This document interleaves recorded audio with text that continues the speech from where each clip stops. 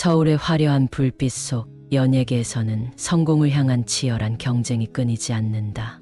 그 중에서도 신예 배우 지우는 데뷔 후 첫 드라마에서 조연을 맡아 주목받기 시작하면서 단숨에 업계의 관심을 받는 인물로 떠올랐다. 하지만 그의 경력은 이제 막 시작된 수준에 불과했고 스타로서 자리 잡기 위해서는 더 큰 기회를 잡아야만 했다. 지우는 성공에 대한 갈망이 컸고 어떤 일이든 감수할 준비가 되어 있었다. 그런데 마침내 그에게 뜻밖의 기회가 찾아왔다. 소속사에서는 지우에게 한 사람을 소개해 주었고 그 이름을 들은 순간 지우는 심장이 쿵하고 내려앉는 듯했다. 강민우 대표 이름만으로도 업계에서 유명세를 떨치고 있는 그는 화려한 경력으로 수많은 스타를 발굴해낸 인물로 정평이 나 있었다. 하지만 동시에 그는 매우 엄격하고 심지어 잔혹할 정도로 냉정한 스타일로 악명이 높았다. 그의 소속 연예인들은 그가 한없이 무섭고 비정하게 대한다고 수군거렸고 일부는 강 대표와의 계약 이후 슬럼프를 겪고 연예계를 떠난다는 소문까지 돌았다. 그러나 다른 한편으로 그의 손을 거친 사람들은 단숨에 스타로 발돋움하며 인생이 바뀌었다는 이야기도 있었다. 지우는 머릿속이 복잡했지만 성공에 대한 갈망이 그를 이끌었다.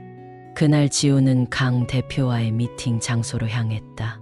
고급스러운 빌딩 30층에 위치한 사무실로 올라가는 동안 지우는 긴장감에 손에 땀이 배는 것을 느꼈다. 사무실 복도에는 금박을 두른 액자들과 고가의 예술 작품들이 빼곡히 걸려 있었고 사람 하나 없는 고요함이 이곳을 더욱 위압적으로 만들었다. 어딘가 차가운 기운이 감돌며 지우는 자신이 올바른 선택을 하고 있는지 다시 한번 마음속으로 물었다. 하지만 이미 발걸음을 되돌리기엔 늦어버린 기분이었다. 드디어 강 대표의 사무실 문이 열렸다. 그곳에서 지우는 강 대표를 처음으로 마주했다. 강 대표는 젊고 날카로운 인상을 가진 남자로 고급스러운 수트를 입고 깔끔하게 손질된 머리카락이 빛을 반사하고 있었다. 그는 책상에 앉아 지우를 날카로운 시선으로 위아래 훑어보더니 서서히 미소를 지었다. 하지만 그 미소는 어디까지나 형식적인 것이었고 차가운 기운이 여전히 그의 얼굴에 드리워져 있었다. 지우 씨, 많이 들었소. 이제 막 주목을 받기 시작한 신예라지. 앞으로 더 많은 기회를 잡고 싶겠군. 그의 목소리는 낮고 무게감 있었다. 지우는 긴장된 마음을 다잡고 머리를 숙였다. 네, 대표님. 저는 정말 연기에 열정을 가지고 있습니다. 대표님과 함께라면 더욱 성장할 수 있을 거라 믿어요. 강 대표는 지우의 말을 듣고 고개를 끄덕이며 천천히 일어섰다. 그의 눈빛은 여전히 차가웠고 지우를 꿰뚫어보려는 듯 깊게 응시했다. 좋아. 열정이 있단 말이지. 하지만 연예계는 열정만으로 살아남을 수 있는 곳이 아니야. 나와 함께 한다면 넌 내가 주는 지시를 절대적으로 따르겠다는 각오를 해야 할 거야. 다른 생각이나 핑계는 필요 없어. 이해했나? 지우는 강 대표의 말에 깊은 압박감을 느꼈다. 그의 시선은 마치 올가미처럼 지우를 옥죄었고 그 순간 지우는 강 대표와 계약을 맺는 것이 단순한 일이 아님을 깨달았다. 그러나 강 대표의 능력과 그의 소속사에서 주는 혜택을 포기할 수는 없었다. 네, 이해했습니다. 대표님의 지시를 따르겠습니다. 지우는 떨리는 목소리로 말했다. 그때 강 대표는 옅은 미소를 지으며 지우의 어깨에 손을 얹었다. 그의 손은 차가웠고 그 차가움은 지우의 피부를 통해 심장 깊숙이 전해져 왔다. 강 대표는 차가운 손을 떼지 않은 채 서늘한 목소리로 말을 이었다. 좋아. 그럼 계약을 체결하지. 여기 사인을 해라.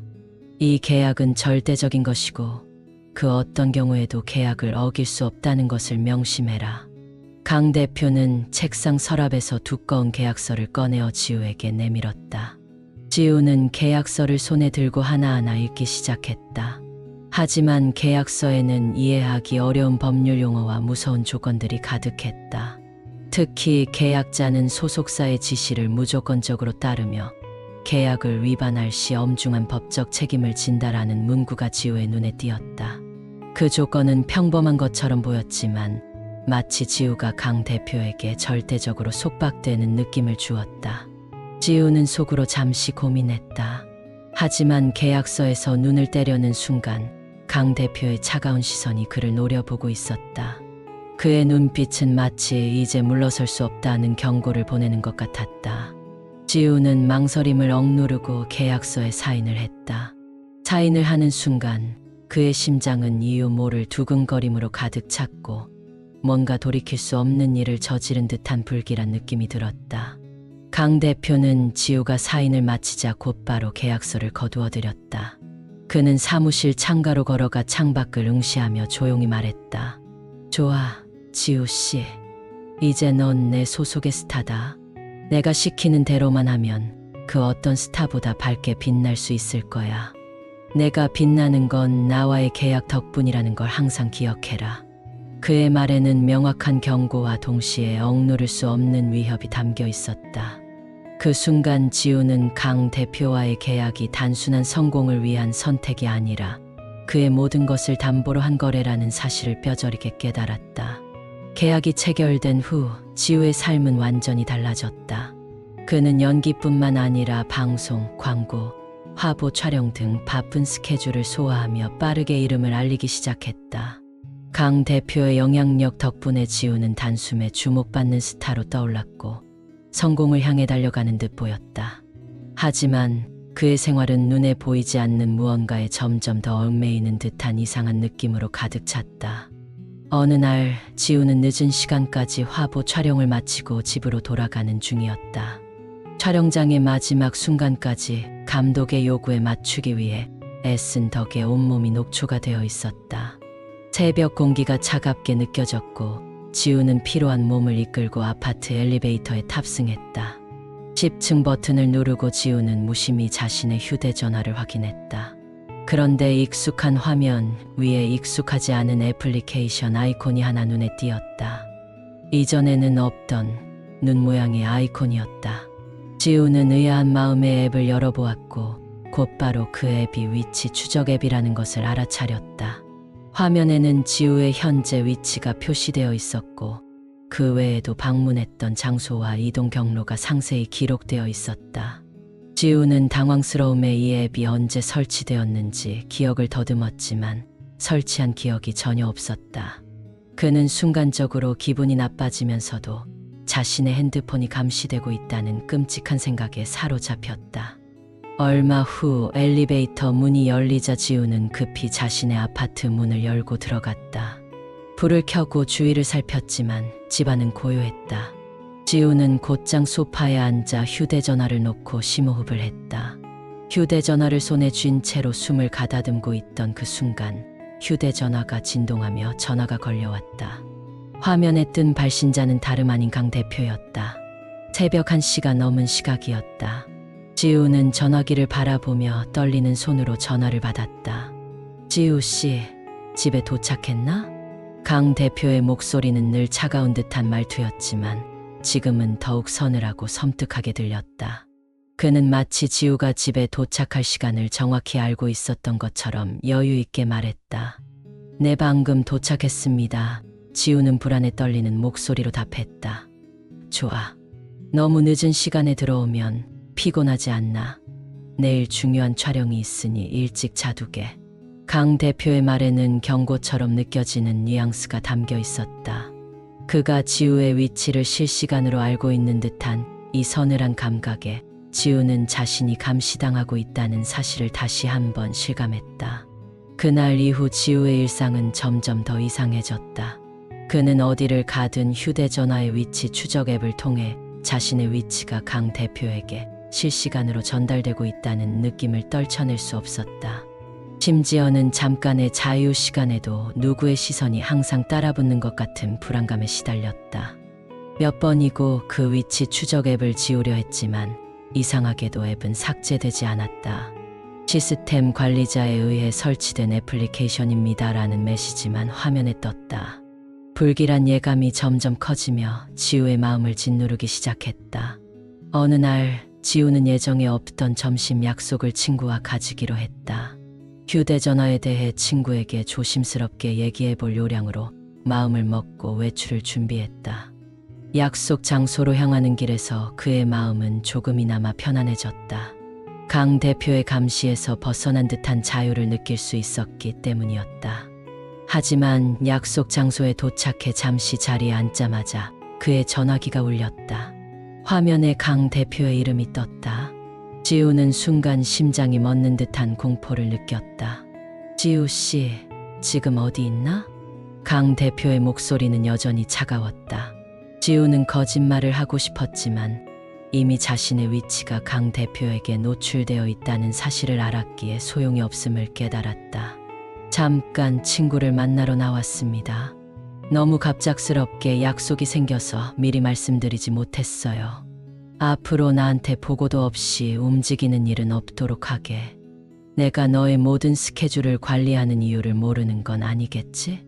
강 대표의 목소리는 지우에게 순종을 요구하는 듯한 힘이 담겨 있었다. 지우는 그제야 자신의 자유는 강 대표에게 완전히 통제당하고 있다는 사실을 뼈저리게 실감했다. 그는 마음속에서 분노와 공포가 함께 솟구쳤지만 아무 말도 할 수 없었다. 그 후로 지우는 사생활이란 없는 삶을 살게 되었다. 촬영이 끝나고 사람들과 잠시 이야기를 나누는 것조차 강 대표에게 허락받아야 했다. 강 대표는 때때로 아무 말 없이 지우가 있는 장소에 불쑥 나타나기도 했다. 지우가 소속사 빌딩에서 급히 나오면 강 대표는 어딘가에서 나타나 그의 행방을 물었고 심지어 지우의 집 근처에서도 갑작스럽게 그를 만나기도 했다. 그가 강 대표를 피해 집으로 급히 들어오던 날이었다. 지우는 문을 잠그고 가슴을 쓸어내리며 안도의 한숨을 내쉬었다. 하지만 그 순간 자신이 강 대표의 영향력 아래 놓여 있다는 사실을 뚜렷하게 깨달았다. 문득 지우는 자신이 이 계약에서 벗어날 수 없다는 느낌이 들었다. 어느 날 밤 그는 이상한 소리에 잠에서 깼다. 방 안은 정적에 휩싸여 있었고 깜깜한 어둠 속에서 지우는 불길한 기운을 느꼈다. 서랍 속에서 미세하게 진동하는 소리가 들려왔다. 그는 몸을 일으켜 천천히 서랍을 열어보았다. 서랍 안에는 자신이 평소에 보관해둔 업무용 휴대전화가 있었다. 화면에는 새 메시지 1개라는 알림이 떠 있었다. 알림을 확인해보니 보낸 사람은 강 대표였다. 새벽 3시가 넘은 시각에 보낸 메시지였다. 그 메시지에는 간단한 문장이 적혀 있었다. 어디에 있든지 내가 다 알고 있다. 지우 씨, 내 명령을 어기는 일은 절대 없길 바란다. 지우는 차가운 한기가 온몸을 타고 내려가는 듯한 섬뜩함을 느끼며 휴대전화를 내려놓았다. 그는 이 메시지가 자신의 삶이 결코 그 자신만의 것이 아님을 경고하는 신호라는 것을 깨달았다. 지우는 강 대표의 감시와 통제를 피해 어디로든 도망치고 싶은 심정이었다. 계약 이후 몇 개월 동안 지우의 일상은 더 이상 그의 것이 아니었다. 모든 일정과 이동이 강 대표의 통제 아래에 놓여 있었고 그의 삶은 사생활이라는 것을 상시한 지 오래였다. 밤에 잠들 때조차도 누군가 지켜보고 있다는 불길한 감각에 시달렸고 휴대전화에서 울리는 알림 소리만 들어도 심장이 뛰는 자신을 발견했다. 어느 날 촬영이 끝나고 소속사 사무실로 들어온 지우는 자신의 메일함에 들어온 새 메일 하나를 발견했다. 메일의 발신자는 강 대표였고 메일 제목은 단순히 지시였다. 지우는 불안한 마음으로 메일을 열어보았다. 메일에는 날짜와 시간이 적혀 있었고 그 아래에는 강 대표의 지시가 짧게 적혀 있었다. 오늘 밤 새벽 1시 호텔 A의 12층 룸 1210호 내게 중요한 인사를 접대할 것이다. 명심해라. 실수는 절대 용납하지 않겠다. 지우는 메일을 읽고 심장이 쿵하고 내려앉는 듯한 불안감을 느꼈다. 호텔에서 누군가를 접대하라는 지시를 받는 것은 단순한 촬영 스케줄과는 차원이 달랐다. 그는 이러한 요구를 받아들여야 할지 잠시 망설였지만 메일 마지막에 적혀있는 실수는 절대 용납하지 않겠다는 문장이 머릿속에서 떠나지 않았다. 그는 이미 강 대표의 말 한마디가 자신의 인생을 얼마나 쉽게 뒤바꿀 수 있는지 경험했기에 거부할 용기를 낼 수 없었다. 밤이 깊어가고 결국 지우는 지시대로 호텔로 향했다. 호텔 로비에 들어서는 순간 그는 자신이 이곳에 와서는 안 될 것 같은 강한 불안감을 느꼈다. 차분한 로비의 조명과 주변의 고급스러운 분위기가 오히려 지우를 더욱 불안하게 만들었다.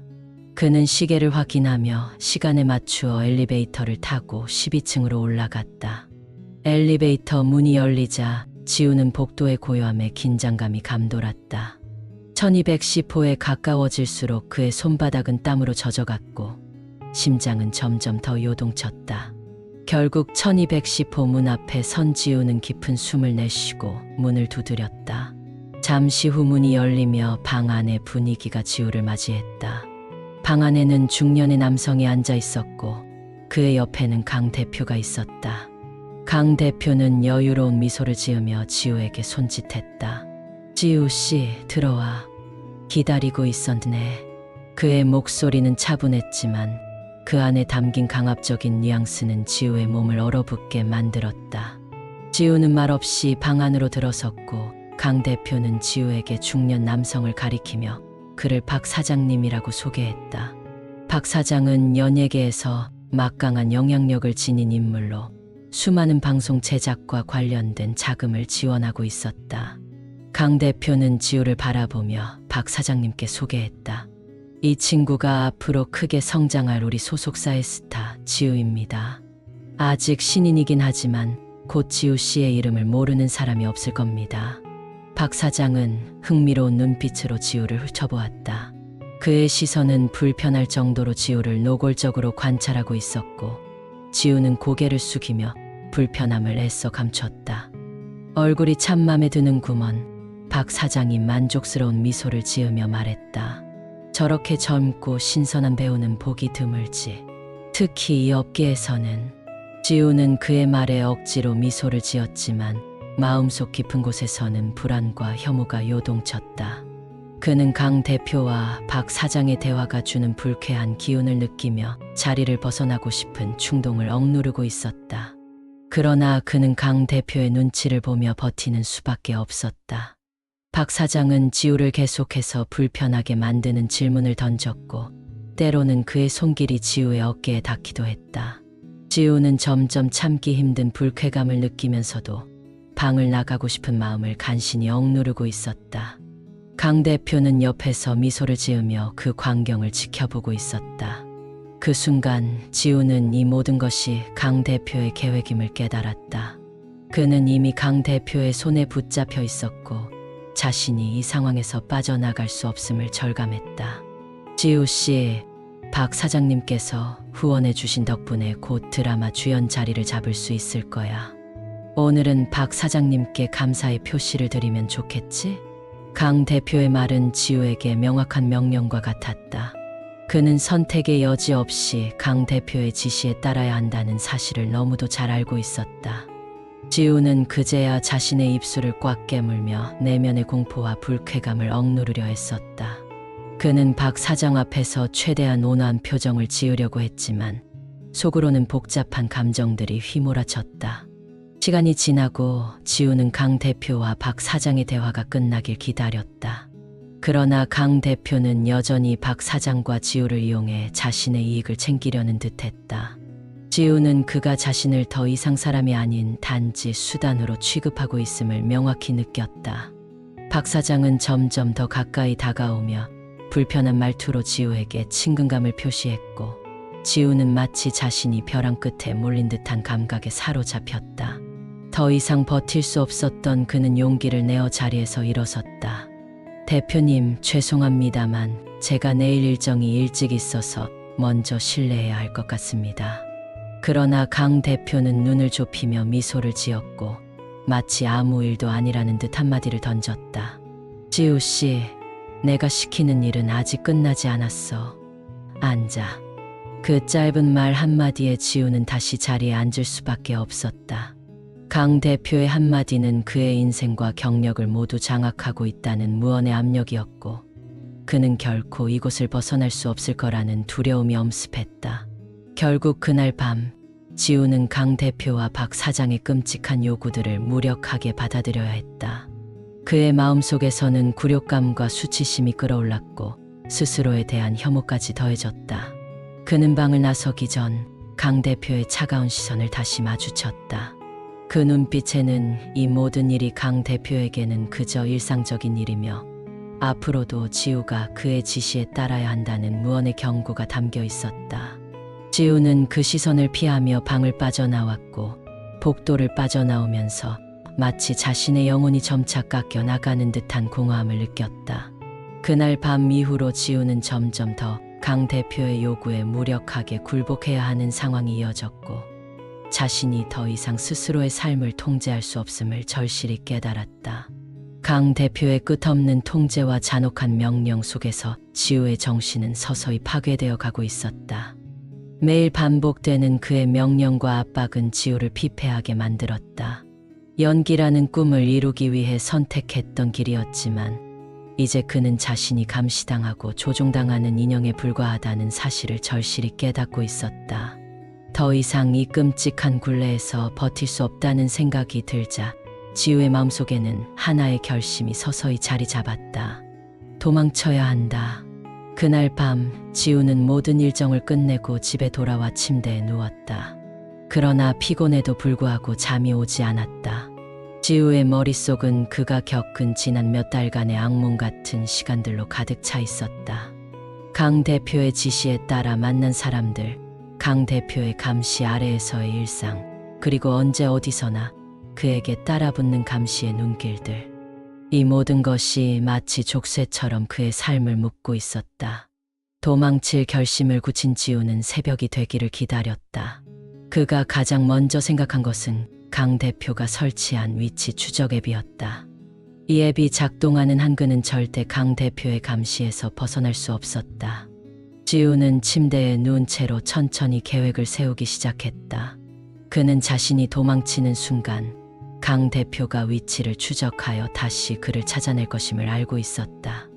결국 그가 해야 할 일은 휴대전화를 두고 최대한 빨리 멀리 달아나는 것이었다. 이른 새벽 지우는 가장 간단한 몇 벌의 옷과 지갑을 챙겨 작은 배낭에 넣었다. 그의 심장은 빠르게 뛰고 있었고 문을 여는 순간에도 혹시 강 대표의 감시자가 집 앞에 서 있는 건 아닐까 하는 두려움에 온몸이 떨렸다. 그러나 그는 침착함을 유지하며 조용히 현관문을 열고 가능한 한 소리 없이 계단을 내려가기 시작했다. 밖은 아직 어둠이 짙게 깔려 있었고 거리는 고요했다.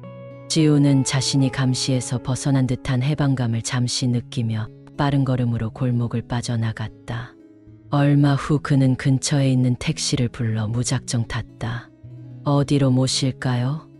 기사님이 묻자 지우는 잠시 머뭇거리다가 아무런 연고가 없는 먼 지역의 이름을 댔다.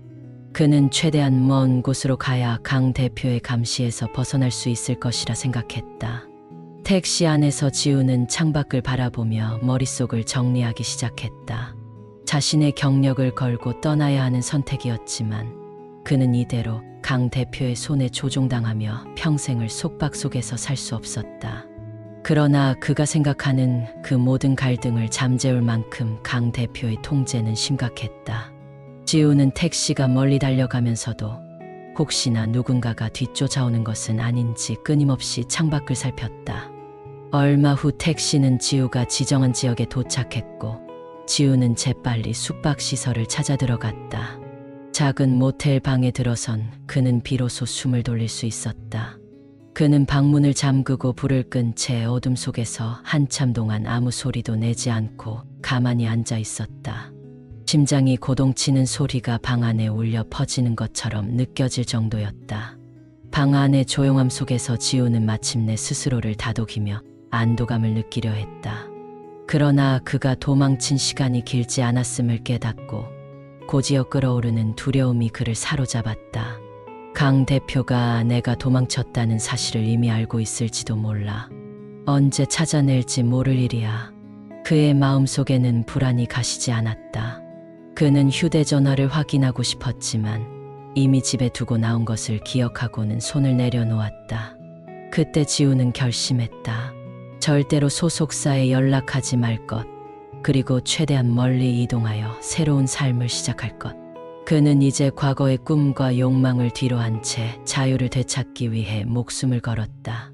하지만 지우가 한숨 돌릴 틈도 없이 방 안에 전화가 울렸다. 지우는 온몸이 얼어붙었다. 모텔에서 사용하는 공용 전화였다. 그가 누구에게도 자신의 위치를 알리지 않았는데 어떻게 이곳으로 전화가 걸려온 것인지 알 수 없었다. 지우는 전화를 무시하려 했지만 전화는 끈질기게 울려댔다. 결국 그는 천천히 손을 뻗어 전화 수화기를 들어 올렸다. 지우 씨, 도망치려는 모양이군. 차갑고 익숙한 목소리였다. 강 대표였다. 그 목소리에서 느껴지는 차갑고 잔인한 기운에 지우는 숨을 삼켰다. 어떻게 그가 자신의 위치를 알고 있는지 의문이었지만 그의 통제력은 자신의 상상 이상임을 깨닫게 되었다. 저를 어떻게 찾았죠? 지우는 떨리는 목소리로 간신히 물었다. 강 대표는 한숨을 쉬듯 비웃음을 흘리며 말했다. 지우 씨, 내가 너를 떠나보낼 것 같나? 도망칠 수 있다고 생각하는 것 자체가 어리석군. 내 허락 없이는 어디에도 갈 수 없어. 지우는 말문이 막혔다. 강 대표는 지우의 모든 움직임을 예측이라도 한 듯 그가 어디로 도망쳐도 찾아낼 수 있는 능력을 가지고 있었다. 지우는 공포에 질려 전화를 끊으려 했지만 강 대표의 차가운 목소리가 계속 이어졌다. 내가 몇 번이나 경고했지. 내 말을 듣지 않으면 내가 가질 수 있는 것은 아무것도 없을 거라고. 내 경력, 내 삶 모든 것이 내 손에 달려 있다는 걸 잊지 마라. 지우는 더 이상 대답할 힘조차 없었다. 그는 강 대표가 자신을 완전히 장악하고 있다는 현실을 마주하게 되었다. 아무리 도망치려 해도 그의 손아귀에서 벗어날 수 없다는 사실이 그의 가슴을 조여왔다. 강 대표는 조용히 명령했다. 다시 돌아오게. 시간이 많지 않아. 내가 기다리고 있지. 전화를 끊고 지우는 방 안에 멍하니 서 있었다. 그는 모든 것을 잃었다는 절망감에 몸을 떨었다. 도망치고자 했던 시도조차 무의미해진 순간이었다. 그의 자유는 존재하지 않았고 어디를 가도 강 대표의 시선에서 벗어날 수 없음을 깨닫게 되었다. 그날 밤 지우는 방에서 나와 다시 소속사로 향하는 택시에 올랐다. 그는 고개를 숙이고 눈물을 삼키며 무력감 속에 빠져들었다. 지우는 소속사 사무실에 돌아오며 모든 감각이 마비된 듯했다. 자유를 되찾기 위해 도망쳤던 자신의 결심은 무너졌고 도망이 불가능하다는 사실을 깨닫는 순간 지우는 모든 희망을 잃어버린 듯한 허탈함을 느꼈다. 택시 창문 밖으로 지나가는 불빛들을 바라보며 그는 자신이 다시는 이 굴레에서 벗어날 수 없으리라는 절망에 사로잡혔다. 사무실에 도착한 시각은 이른 새벽이었다. 건물 내부는 조용했고 복도와 사무실 곳곳에 불이 꺼져 있어 어둠이 깔려 있었다. 불빛이 희미하게 새어나오는 강 대표의 사무실이 멀리서 보였다. 그는 문 앞에 서서 숨을 고르며 한순간 망설였지만 그 문을 열어야만 한다는 불가피함이 그를 몰아세웠다. 결국 지우는 문을 열고 조용히 사무실로 들어섰다. 강 대표는 책상 뒤에 앉아 지우가 들어오는 것을 기다리고 있었다. 그의 표정은 평소와 다를 바 없이 차가웠고 지우를 보는 눈빛에는 냉소와 만족이 어우러진 기묘한 기운이 느껴졌다. 그는 책상 위에 놓인 고급스러운 유리잔을 손에 들고 천천히 지우를 바라보며 입꼬리를 올렸다. 지우 씨, 결국 돌아왔군. 도망치려던 시도는 애초부터 의미 없었어. 나 없이 내가 어디에 설 수 있다고 생각한 건가? 그의 목소리는 조용하지만 그 안에 담긴 조롱과 경멸은 지우의 마음을 후벼 파고들었다. 지우는 강 대표의 눈빛을 피하며 고개를 숙였다. 그의 입술은 바짝 말라 있었고 손은 떨리고 있었다. 강 대표는 천천히 자리에서 일어나 지우에게 다가왔다. 내게서 벗어나려고 했다는 건 아주 어리석은 짓이었어, 지우 씨. 나는 이 업계에서 너를 만들어낸 사람이고 너의 모든 성공은 나 덕분이라는 걸 잊지 말아야지. 강 대표는 지우의 어깨에 손을 얹고는 마치 오랜 친구를 다독이듯 서늘한 미소를 지으며 말을 이어갔다. 너는 나와의 계약을 어길 수 없다는 걸 이미 알고 있을 텐데 내가 가질 수 있는 기회와 명성은 모두 내 손 안에 있어. 내가 어떻게든 널 다시 돌아오게 만들 수 있다는 걸 이미 느꼈겠지. 지우는 그 손을 뿌리치고 싶었지만 강 대표의 차가운 손길에서 벗어날 수 없다는 사실을 이미 알고 있었다. 그의 손은 무겁고 마치 쇠사슬처럼 지우를 붙잡아 놓은 듯한 압박감을 주었다. 지우는 몸서리를 치며 고개를 들어 강 대표를 노려보았다. 저를 감시하고 제 모든 걸 통제하려는 당신이 대체 왜 이러는 건가요? 저에게 원하는 게 뭐죠? 강 대표는 지우의 반응에 미소를 지으며 천천히 지우의 눈을 바라봤다. 그의 눈빛은 무섭도록 차갑고 마치 모든 것을 꿰뚫고 보는 듯한 시선을 유지하고 있었다. 원하는 거? 간단하지. 내가 만들어 놓은 틀에서 절대 벗어나지 않고 내가 시키는 대로만 하는 거야. 그래야 이 업계에서 성공할 수 있는 거지. 강 대표는 지우에게 자신이 준 모든 기회와 성공이 단지 그의 통제를 통해서만 가능하다는 점을 강조하듯 말을 이어갔다. 그는 자신의 통제력이 곧 지우의 경력과 명성을 만든다는 사실을 다시 한번 상기시키고 싶어 했다. 지우는 이 말을 들으며 마음 깊숙이 우라와 억울함이 치밀어 올랐다. 모든 것이 강 대표의 손에 달려 있다는 그의 말은 지우의 자존심과 자율성을 완전히 무시하는 태도였다. 대표님, 저는 배우입니다. 연기자로서 저 자신을 표현하고 싶고 자유롭게 일하고 싶습니다. 당신의 인형이 아니에요. 지우의 말에 강 대표는 잠시 침묵했다. 그는 눈을 가늘게 뜨고 지우를 쳐다보며 입가에 비웃음을 띄었다. 내가 아직도 그렇게 나약한 소리를 하고 있다는 게 놀랍군. 배우라, 내가 어디에서 무엇을 하든 내가 없는 한 그 어떤 기회도 없을 거야. 내가 살아갈 수 있는 유일한 방법은 나와 함께하는 것뿐이야. 그의 말은 지우에게 절망을 주기에 충분했다. 지우는 자신이 이 자리에서 벗어나기 위해선 어떤 방법도 통하지 않음을 실감하며 숨을 삼켰다. 도망쳐도 맞서 싸워도 결국 그는 이 굴레에서 벗어날 수 없다는 것을 깨닫고 말았다. 그러나 그 순간 지우의 마음속에서 강한 결심이 일어났다. 그는 더 이상 강 대표의 꼭두각시로 살아가지 않겠다는 각오를 다지며 마지막 용기를 내어 강 대표의 눈을 똑바로 쳐다보았다. 당신은 잘못 생각하고 있어요. 저는 이제 더는 당신의 말에 따르지 않을 겁니다. 제가 무슨 짓을 해서라도 이 계약에서 벗어날 방법을 찾을 겁니다. 설령 모든 걸 잃더라도 당신에게 종속된 삶을 살지 않을 거예요. 강 대표는 지우의 반응에 잠시 놀란 듯 눈을 크게 뜨더니 이내 천천히 비웃으며 그의 말을 받아넘겼다. 그래? 그럼 해보라고. 내가 원하는 대로. 하지만 넌 결국 이 자리로 다시 돌아오게 될 거야. 내가 선택한 대가가 얼마나 큰지 곧 알게 될 테니까. 강 대표는 천천히 지우의 앞에서 한 걸음 물러나 다시 자리로 돌아가 앉았다. 그의 눈에는 마치 지우가 자신을 벗어날 수 없는 운명이라는 확신이 담겨 있었다. 그는 지우를 더 이상 거들떠보지도 않고 마치 무언의 경고를 보내는 듯 조용히 책상 위에 놓인 서류를 바라보며 말을 마무리했다.